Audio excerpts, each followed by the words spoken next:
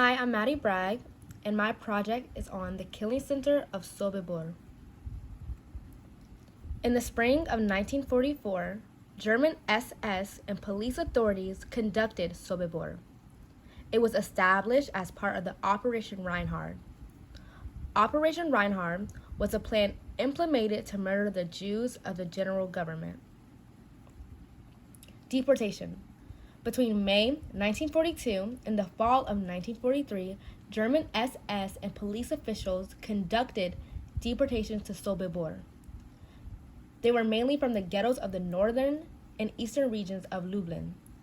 Some Jews were deported from German-occupied territories such as Austria, Slovakia, Bohemia, Moravia, the Netherlands, and France. About 50 German and Austrian personnel served at the site.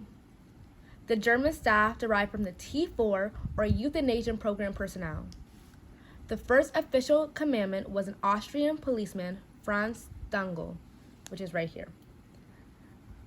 Members of the Guard consisted of former Soviet prisoners of war, POWs, of various nationalities, or Ukrainian and Polish civilians recruited. They were trained at the Traniki training camp, a special facility of the SS and police leader in Lublin. It was set up in 3 camps.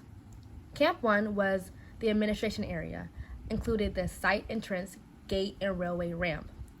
Living quarters for SS men and Traniki guards, most prisoners were housed here. Camp 2 housed undressing, barracks, and storehousing of the victims' clothes and belongings.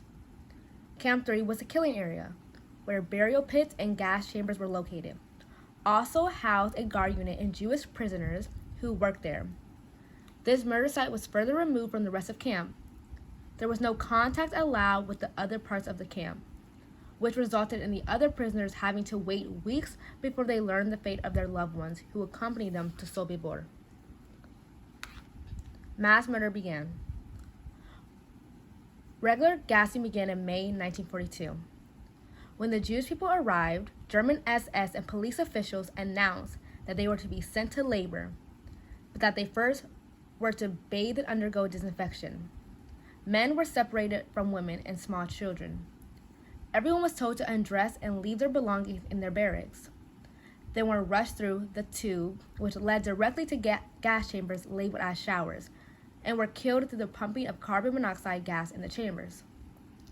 Other arriving Jewish prisoners who were too ill, weak, or elderly to walk to the gas chambers were taken to Camp 3 and shot in an open pit. The process was repeated until the entire transport was murdered. The uprising. Prisoners at Sobibor noticed that the killing has gone down, and they used that to their advantage. In response, the prisoners organized a resistance group in the late spring of 1943. In September, they planned the uprising. October 14, 1943, only 600 prisoners were left in the camp initiated the revolt. The prisoners succeeded with killing 11 German personnel and a few Traniki trained guards. Around 300 prisoners succeeded in breaking out of the killing center that day. Sadly, about 100 were caught in the dragnet that followed the uprising. Some 50 prisoners escaped Sobibor and survived the war. After the uprising, German camp officials and the Traniki trained guards dismantled the killing center and shot the Jewish prisoners who had not escaped. Sobibor was the last of the Operation Reinhard camps to be liquidated, as at Belzec and Treblinka. The area was plowed over. The site of the Sobibor killing center was planted with the pine forest.